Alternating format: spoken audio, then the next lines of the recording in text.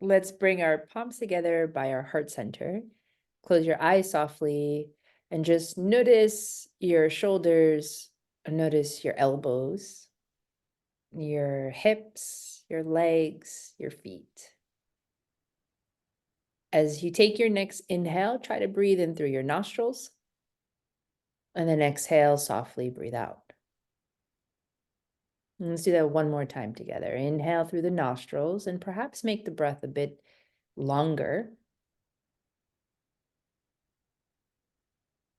And then exhale, slowly breathe out. You can release your hands and then open up your eyes. And welcome to our Astro Yoga chat. I'm Kate. And I'm Natalie. Hi. Yeah, so today is our topic, right? We're talking about Gemini. That's us. We are Geminis, that's for sure. That's us, right? So, Gemini.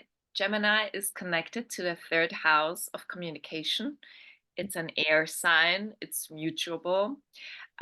It's about the twins, so like a quality of always like searching for something, like searching for the other twin or something in general, therefore searching, love of learning, searching for information, gathering information, being curious, adaptable, maybe sometimes indecisive. It's about, Mercury is the planet that rules Gemini. So Mercury is the fastest planet. Therefore, it's youthful and talkative, could even be like nervous. It's about humor, being funny, the power of speech, speaking many languages and stuff like this. Yeah, and from an evolutionary standpoint, it's mainly about the instinct of gathering information. And we always chat a little bit before. So, like one of the things I really love so much in my life, I feel like I'm a sponge, is about information. Like, not in every area, of course, but in areas that I'm interested in, like astrology or yoga or languages. I mean, I could just all day long listen to it, and it's not even difficult. My mom always says, "You're still learning at your age." And it's not even learning, it's so much fun. Information makes me go like, ah. I just feel fulfilled and happy with that. So I can totally identify with that part. Absolutely. And something that you mentioned about Gemini, which I'd like to go back for a moment and touch on, is this nervous and anxious energy that can come from Gemini as well. And the reason for that could be the fact that because Mercury moves so fast, right? So, what is anxious energy? And that energy of like, this overwhelmingness, and please don't mind my background, I am in a different spot at the moment, but like that energy of being anxious is also there could just be, maybe there's just so much happening and there's so much energy coming at you, or there's so much uh you know Ideas, even, maybe even like so many ideas and thoughts. So, like, Virgo is also ruled by Mercury, and Virgo also has like tendency to be anxious, but with Virgo, it's more about stress and mm, it manifests mainly in like, digestive issues. mm, But with Gemini's arms, hands, and the nervousness is more like, what to do, so many ideas and not enough time, or what do I do first? And it's not like initiating like Aries is, or the cardinal signs, but it's mutable. And the quality of Gemini is like, I have so many ideas, I put the ideas out, but not necessarily the quality to finish them all. So mm. they could need people that bring things to an end with an idea or a project, but they throw out all the ideas and let's start something. So it's like, Yeah, I mean, I feel like that explains that describes me quite a bit. And one of the things is if you're listening and if you are whichever the sign of the zodiac as you're listening, and if we say something and you're like, that's me too, write in the comment, like that's me too. Like so that way we could see if you also connect with these energies with the signs.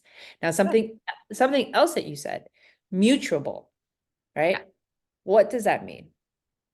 So it does mean it's changeable. It's about Mm. change, right? So when we have the fixed signs like Taurus and Leo, Scorpio, and Aquarius, they don't like change at all. And with Gemini, it's about change, right? So like I had ex-boyfriends who said like it's so horrible, like we plan something and then you change your mind. But Mm. it's for me, it's about, I like when I go to New York, or I took your classes, I made like a huge schedule what I'm gonna do in New York, and then I'm no, I'm gonna turn everything around now. I'm gonna do it backwards, because it works better that way. So it's just something in you realizes it, change can be good. Change can make something better, and that's why I like to change things up then. Yeah. And I think as part of my life, could be part of my studies, it could be part of also my Gemini self, right? I value change. I am, and I share about change in my yoga classes all the time. And I remind everybody that the only thing constant in life is change. And not to be afraid of change, because when we get too stuck into whatever it is that we're doing and we don't allow change to occur, change is occurring anyway. It's a natural process. So let it happen and build a different relationship with change. That's part of my communication of what I also love. And I love to learn about it. I love to like share that in my yoga classes. You know, we talked about how like the way that we teach, and Geminis love to use humor. It's like it's not so it's serious, but it's not so serious. Like life should be this like you should be laughing, you should be having a good time. And one of the lessons that I got from one of my teachers, Yogi Charu, he said the most advanced yoga student is the one that can fall out of a pose. Let's say you're in you're trying to practice bakasana. You're trying to practice, like, let's say a crow pose, and you can't get it and you fall. Instead of getting so serious or upset with yourself, you laugh, you smile. You're just like, I tried, and whatever. Those are the advanced practitioners, the ones who can be a little bit more lighthearted and laugh at themselves as opposed to being so rigid, you know? Right. And Mhm. also like, we are maybe teaching a little bit like differently than a Sagittarius would, because actually teachers or gurus are connected to Jupiter and Sagittarius, where it is more about, passing on philosophy or ways of thinking, concepts, and all of that. And we are teaching more from a level. I have some information. You want to have it? You want to hear it? I'm going to share it with you. So I think like a Gemini teaches more like I'm one of you and I'm just gonna, pass you on the information that I have. It's Mhm. not like top down. So, like also when we make mistakes, we still have a lot of, Virgo qualities. So we are perfectionists, but still, if you make a mistake and, who hasn't said like lift the left leg, oh no, it was the right leg, or you forgot a pose on that one side, and then the student is like, but we didn't do this. Oh yes. So I mean, we're humans, we're not perfect, but yeah, it's a bit about sharing. That's a big thing about sharing information that I have. Yeah. Yeah. And when you, Um, for instance, realize, like, I'm maybe a Pisces or a Taurus or whatever, but I can recognize some of these qualities, well, maybe you have different planets in Gemini. So it's not about just your sun, the ego or the light. Well, maybe you have your moon in Gemini. So the moon travels through each sign once a month, right? And is there for 2.5 days. So you can be, like on the other side, you can be a Sagittarius, but still your moon is in Gemini. So you have Gemini qualities as for your emotions.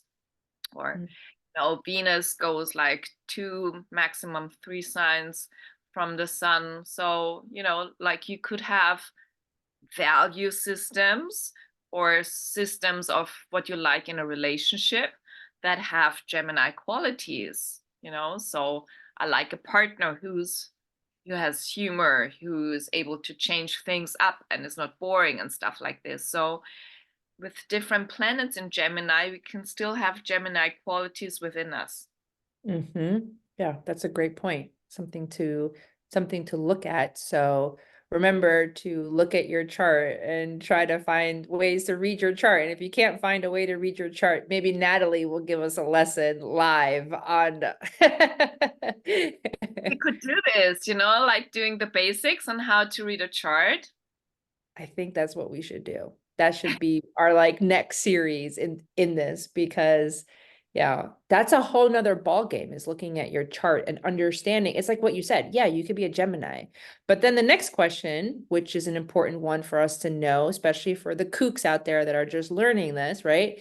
What is your rising sign? Where's your moon? Like, these are things to pay attention to. And as Natalie said, then look at like your whole chart and see where certain planets are and see what is lying where. Yeah, yeah. I had I a think very interesting example, for instance, with a friend. So she has Mercury in Gemini and she had some relationship troubles. I mean, Mercury is speech, communication. Why would you have such big relationship troubles? But her relationship house, the seventh house, is in Gemini. Therefore, Mercury rules her relationship house, and Mercury had a bad aspect. So, a planet was like making a difficult angle towards Mercury. So that's why the ruler of her relationship house was affected. That was interesting. So that's also how it works. It's the next step. Yeah. So very, very interesting. So how can we connect it even more to yoga? The I think love of learning. the love of learning is to understand, like, okay, for those of you out there that are perhaps, I'm going to start with the newer, right? Perhaps you're newer to yoga and you walk into a yoga class and you're taking, this depending on the style, let's just say that you're taking, I don't make it up real fast, a power flow class, right? You're just taking a power flow class. If let's say you walk out of that class and you're like, is this yoga? Is this all that they're like, is this what this yoga is? You have to keep coming back to it. So like use this energy of like the love of learning to know that what you're experiencing in yoga is just like the top level of what you can see. Yoga goes so deep down where it's like, I mean, you're going to continue to learn, and keep your curiosity open. I feel like us Geminis, like if we love something and we want to keep learning it, we keep our curiosity open to it. If you want to apply this Gemini energy into your yoga, remember that this is going, every time you practice, it's going to somehow show you a door, unlock a door. You can walk through the door if you're ready or if you're not, or it just opens automatically. You don't have to force things to happen. And the more you show up in yoga, the more you will receive in yoga. And I personally, I am now taking another course on, with the Shivananda ashram, and it's about the Bhagavad Gita. And I've taken many courses and I've have thousands upon thousands of hours of training, and that will never stop because you are forever a student. This is not about, yoga is not about, oh yeah, I got it. I'm good. I don't need it anymore. It's not about that. Your life, you're going to live and you're going to change, grow, shift, and change until the day you take your last breath. There's so much information out there it's not even information. There's like knowledge and depth and just philosophy. Yeah. And maybe, if people haven't, listened to us, for a while, yoga is not just the poses. The poses are a means to going deep. It's an energetic work, it's working on your emotions, on your mental state. There's entire yoga philosophy, as you said, the Bhagavad Gita or the Yoga Sutras and all that knowledge. There's the knowledge of Raja Yoga and Jnana Yoga and like so many different branches. So You can practice, do the physical practice, but there are so many other things you can do, right? So it's also pranayama is there and meditation is part of it. So I think for most people in the West, when they hear about yoga, they only think about doing poses and Yes. asanas. It's not just about that. No. And, using this quality of like being curious about yoga, be curious. Actually, one of my very first yoga instructors who hooked me, I would say, she would print out articles from the yoga journal. And it would be like philosophy articles. Somebody would write about the Bhagavad Gita, but in a way that it was in modern time. So yoga's been around for thousands of years, and yet it's still practical in our life in 2024. If anything, it's even more practical now. And it's like, how does this keep growing? It's because it's practical. It's not meant to be like this or this. It's like you're supposed to like invite this into your life and learn how to use the lessons in your life. And she is the one that like gave me these articles, and it opened my eyes like, this is yoga? Like I thought yoga was, to your point, like just triangle pose or downward facing dog. And so if you're interested, keep yourself curious, keep that Gemini energy and be curious. Perhaps listen to a lecture that you normally wouldn't listen to, as opposed to going to a physical yoga class. Maybe go to a meditation class and see what you might learn. If we're talking about, the mutable, like the changing energy, maybe the way that you've been practicing yoga, could you change it a little bit?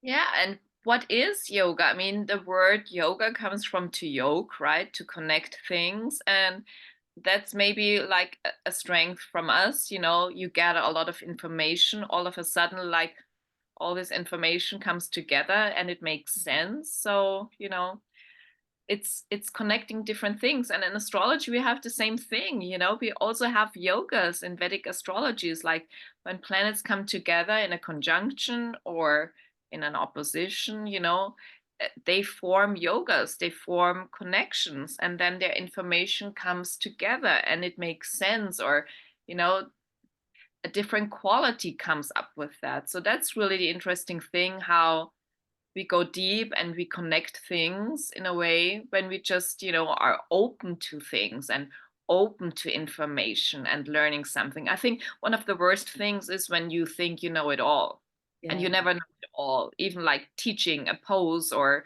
a class, I always learn like, oh, I could have taught this better, or oh, today this really worked, everybody got it, why did everybody get it, Yeah. so I learned so much teaching still after 10 years of teaching. Absolutely. Wow. Geminis.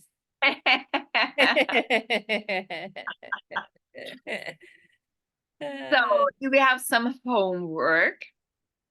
Well, I would like to say that if there's something like, use this Gemini energy of the love of learning, and if there's something that you are interested in, then go one step deeper, and whether pick up a book, listen to a video, reach out to something or someone that has more knowledge on that, and get the ball rolling. Like put something in play, because there's it's energy, it's all out there. Are you tuning into it? So my homework would be to look at something that you are want to learn more about, and just spend maybe 10 minutes this week learning more about it, or more. That's a good idea. And keep your humor, whatever happens in life. And never assume that you are already, complete and know it all and you have to be perfect, just we're going through life and life is learning, and like our reincarnation is all about, we have to apparently learn something. So I think this entire experience is about learning. So make learning fun. Yeah, I think that there was some like video or some commercial back in the 80s, at least here in the States, where it was like something like that, like make learning fun. and I could see this little star that would go around the planet. For those of you that are my age, and if you remember that commercial, tell us too, because I could see it now. But make learning fun, you know? Yeah. And we're always going to be learning to the day you take your last breath. So enjoy that. That way you never have to feel like, oh my God, I got to have all the answers. And I'll leave you with this. Okay. So I've mentioned this before. I'll say this again. Wherever you leave off in your life, if you believe in reincarnation, if you do, if you don't, then don't. But if you do, the yoga teaches us that where you leave off is where you come back. So just in case, if you're like, but I started late in my game, I started later and I have to learn so much before I leave this planet. Take it easy. Take it easy, because your next lifetime that you come back, you're gonna be born into a family that will allow you to continue that growth. That always makes me feel so much better. And I hope it makes you And feel good. and the soul keeps whatever you've learned, So Yeah. that's Let's, beautiful. I like it. yeah. Let's bring our palms together, everybody. Thanks so much for being here with us and to learn and to grow with us.